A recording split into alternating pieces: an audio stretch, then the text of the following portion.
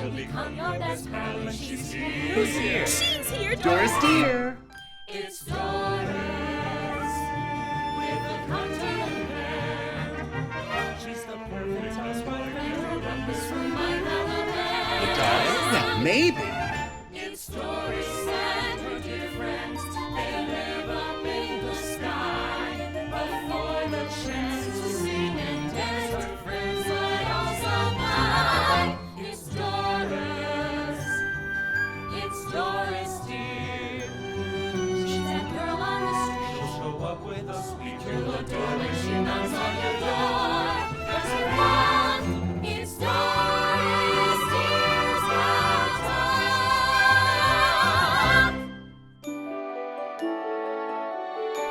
Oh, hi, dears. Welcome to the premiere episode of Doris Dear's Girl Talk. I'm your hostess, Doris Dear, otherwise known as America's Perfect Housewife. Oh, it's so good to see you and welcome to the Rumpus Room. Now listen, I know things may still feel a little rough out there, but, well, I'm here to tell you that we're gonna be okay. How do I know? Well, for those who haven't heard, I was brought up in Staten Island, New York by Taffy and Duke, my parents. Oh, and they lived through some tough times, you know, the Great Depression, Watergate, the polio vaccine, all kinds of crazy stuff. But they taught me what works, to persevere, and to live life to the fullest no matter what the circumstances. Well, and I certainly live out loud. So listen, here in the Rumpus Room, we're safe, having a good time with friends and colleagues, and we're going to share some laughs, bring some bright spots and spread some joy. And I know you're gonna love it. Now, I love looking back at my old magazines, and of course, my favorite is what we like to call the Bible of the American Housewife, Better Homes and Gardens, darling. Now, today's issue is from May 1959. Now, what I find interesting is that so many articles seem to be like things that we would read today. For example, this issue is all about camping. And taking long car trips. Imagine that. It sounds like what so many of my social distancing friends are doing right now. I mean, this great article right here, it says, these families have one thing in common. They're all a bit crazy. About camping, we mean. Oh, it's so funny. Now, this article talks about the National Campers and Hikers Association, a group dedicated to all things camping. You know, I'm a little campy myself. Now, look, I looked it up, and now they're called the FCRV, Family Campers and RVers. I bet that's a fun group. But really, my favorite article, well, it's about dieting. Look, we all put on a few of those COVID pounds, haven't we, darlings? And many of my girlfriends are trying to lose it right now. Well, I have the perfect thing right here. Ladies and gentlemen, I present to you the Miracle Diet from Wesson Oil. It's the perfect diet. You see, they consulted some of the world's most eminent nutritionists at the time who said, it's so nutritionally sound, well, you could live on it for weeks, and you can lose 14.5 pounds in 28 days. Imagine that. And you'll still feel fit as a fiddle. A scientific term, that. Well, I think everyone has all the ingredients right in their own pantry. You just mix Wesson oil, raw eggs, a touch of orange juice, and reconstituted skim milk. Now, you drink that 7 times a day, and that sounds wonderful. Well, I'm just guessing that all that oil, well, the pounds are literally gonna slide right out of you. Look, I'm gonna be looking back at some of these great old magazines and books that I have, and let me tell you, there are some really fun and informative things in them, and I can't wait to share them all with you. And don't forget, you can find all the tips and recipes that I talk about on my website at www.dorisdear.com/Gurl, Gurl-talk. Oh, who could that be? Hello, suckers. I'm here. Miss Doris Dear, I'm ready for my close-up. Ready? Yes. We're safe. Oh, God. Is my nose red from all the lipstick in My here? gosh, it's a whole new world, isn't right? it? Here at Doris Dear's Girl Talk, though, we're safe. Masks, temperature checks, all that. So we're good. Amra-Faye Wright, welcome to Doris Dear's Girl Talk. Well, thank you. It's lovely to be here. Cheers, darling. Cheers. Today's drink is the Doris Dear Gin and Tonic, which is based on a UK version of it because it has a little bit of lemon. So cheers, darling. Cheers. Day drinking is always good. That is so refreshing on a lovely fall day. Is it fall yet? Yeah, well, it's not fall, but it's so Feels like cool it. out here in New York right now, isn't it? It's amazing. I'm dressed for fall. You look My little gorgeous as always. Mustard. Now, Amra-Faye, Broadway star, let me see now, playing 18 years doing Chicago. Is 19 actually. 19 now. Yes. I got a little lost on my Google. 13, 14 years on Broadway at the Ambassador? That's right. Wow. You started in 2001 in the UK company, is that correct? That was my opening, yes. In the Wow. UK. Yes. What is that like being, like, it's your part, at this point it's sort of like you are that part. That's your part. So when... I wouldn't say that in front of BB or Cheetah. No, true. But I mean, you know, when you've played that by long... force of being there that long, I suppose. Yeah, I mean, like yes. when you take a break and someone else does it, do you get a little, like... oh. Not anymore. I did at first, you know, because I was protective, I guess, like everybody. Yeah. But not anymore. No, I'm more than thrilled to see what anybody else is doing and then copy it if I want. And thrilled to take a break, I'm sure. And thrilled to take a break. Yeah. And 8 shows a week, I mean, that's a schedule. It is a schedule, and honestly, I didn't realize quite how taxing it was until this pandemic happened. And then my body just went, what have I been doing? Now I really miss it. I really miss the activity and the... Yeah. And, you know, but I don't miss coming into the city all the time, and that's... And the late hours. And the late hours and the weekends that I didn't have for how many years. It changes your social life, too, because... Oh, totally, because the only people I really know are the people involved in theatre, because I haven't been able to meet anybody else. Well, I guess, do we ever, you know, mix with anyone outside of theatre? Never, really, darling, because they don't really quite understand us, do they? They're always like, what are these theater people doing? And we're over in the corner having a ball, but they're all watching us. Like, is this a free ticket or what? I know, it's always something. I know, my brother he's so enamored with the whole theatre scene, you know. And we are your theatre people. Well, I've met your darling daughters as well that are not in theatre, correct? Not at all. Right. No. And you have 2 daughters? I have 2, one in South Africa and one in England. So now you're from South Africa, in case anyone didn't know, and you actually came into theatre very late in life, isn't that correct? I did. Yeah. I seem to do everything late in life. Well, most things. Well, you have 2 daughters, so not everything.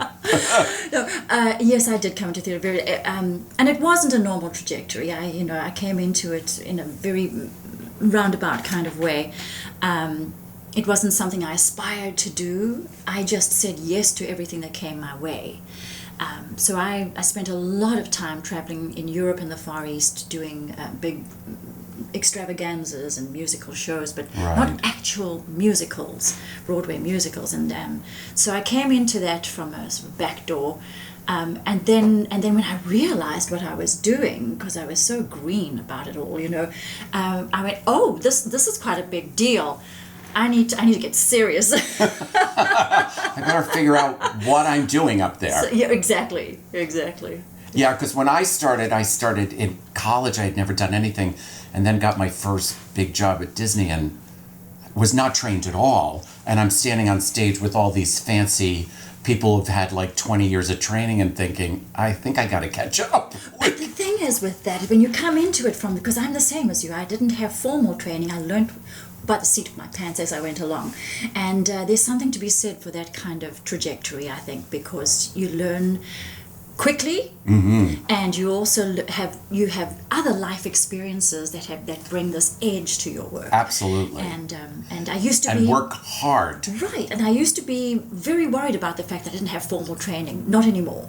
Yeah. Now I'm more than happy that my life experiences have... I had people tell me all the time, I can't believe you don't read music. Now it's like, yeah, so you got to teach it. Come on, teach it to me.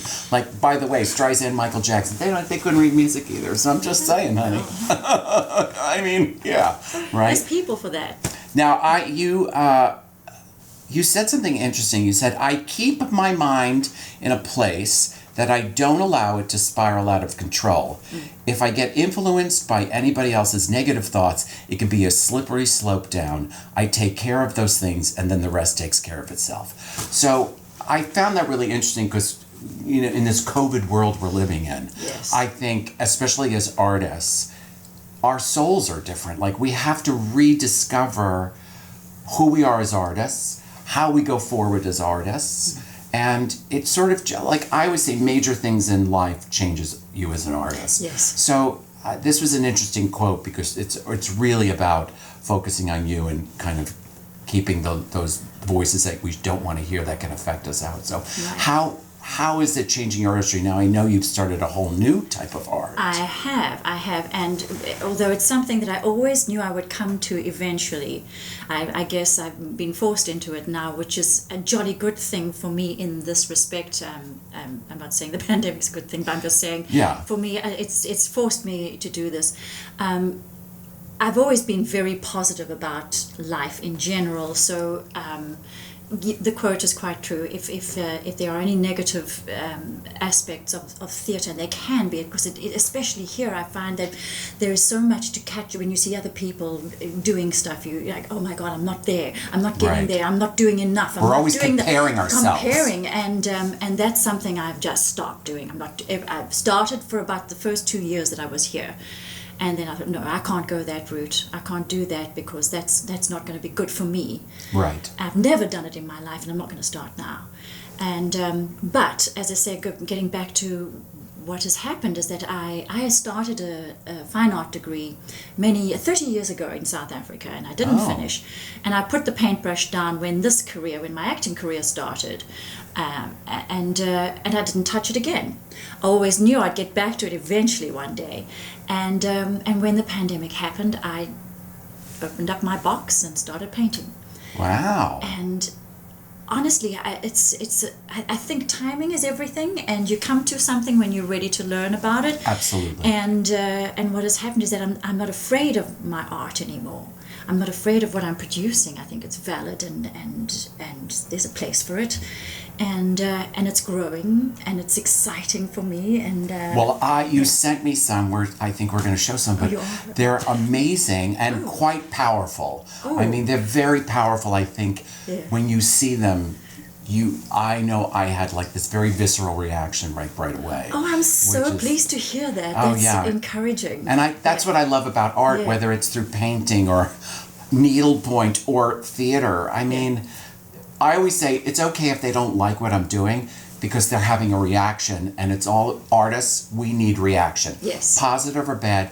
If you have a reaction, that means I hit a nerve, and I'm more than happy about that. Right, rather nerves than nothing. Yes, I mean, then it's like, this is great. I did my job today. Exactly. Right? So, so tell me, where do you see yourself going forward? I mean, the COVID thing, we don't really know.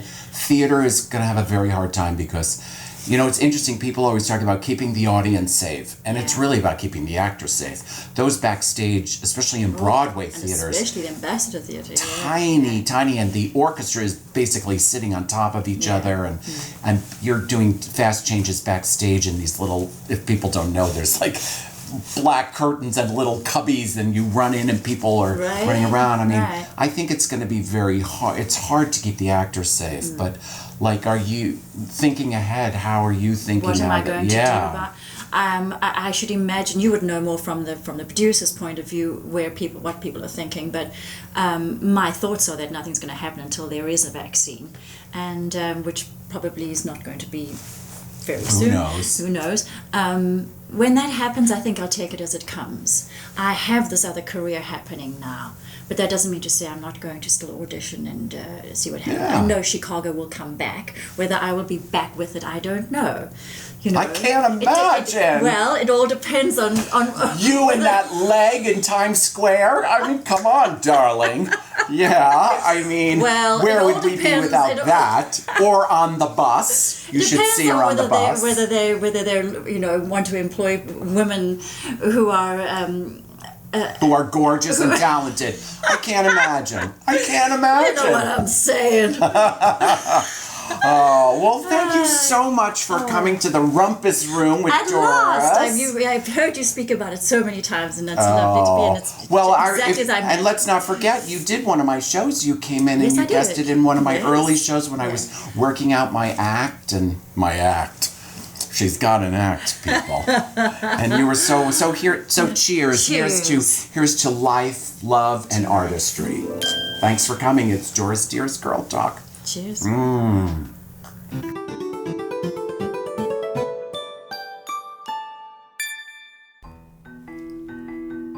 Oh, hi. Welcome to the Bar Cart.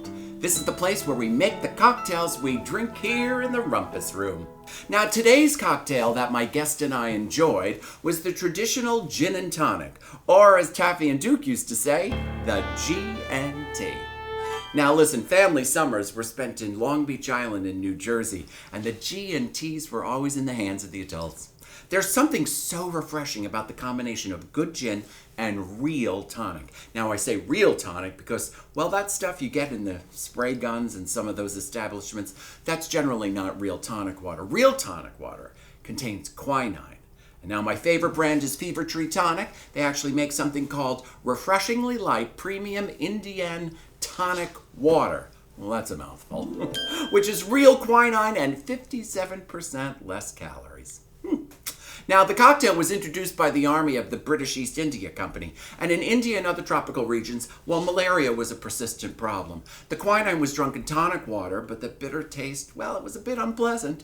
So the British officers in India in early 19th century, very smart, took to adding a mixture of water, sugar, lime, and gin to the quinine in order to make the drink more palatable. Thus, the gin and tonic was born.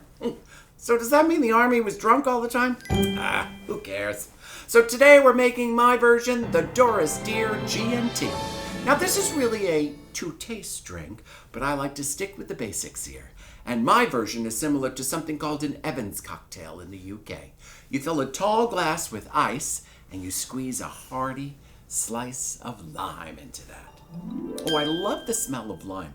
Ooh, it smells so good. Now, to that, pour 1 full jigger of gin. Now, I'm using the big end because it's to my taste, darling. So we're just going to put that in and pour that.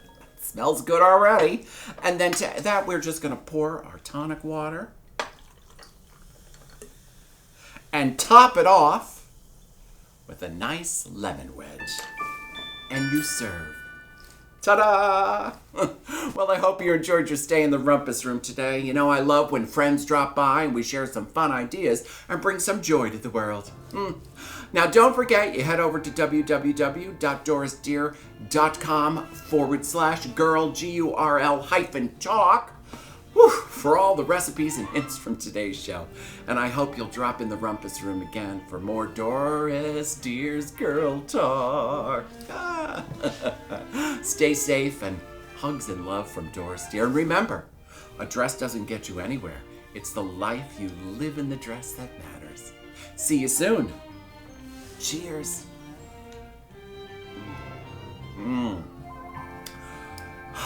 Yeah, that's good. It's Doris Dear. She's that girl on the street. She'll show up with a sweet. You'll adore when she knocks on your door.